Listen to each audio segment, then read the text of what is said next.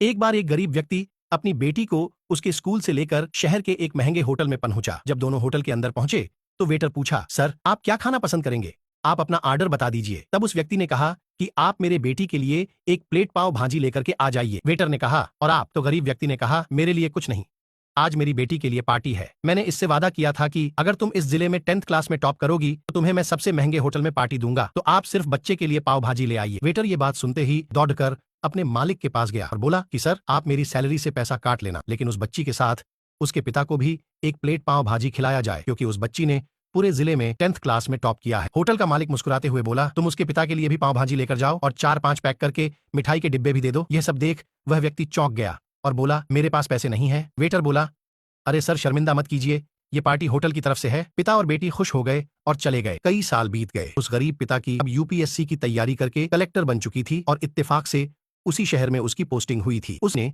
उस होटल में सूचना पहुंचा दी कि मैं उस होटल में लंच करने के लिए आ रही हूं। कलेक्टर होटल पहुंची। कलेक्टर ने होटल के मालिक से कहा कि शायद आप मुझे पहचाने नहीं, हम वही पिता पुत्री है जो कि हमारे 10th क्लास टॉप करने पर आपने मुझे पार्टी दी थी। आपने उस दिन जो पार्टी दी थी मुझे बताया कि मुझे कितनी और ऊंचाई तक पहुंचना है। यह कहानी हमें सिखाती है कि कभी भी किसी गरीब का मजाक मत उड़ाना, हो सके तो उसकी मदद करना, और अगर मदद ना कर सको तो उसका मजाक मत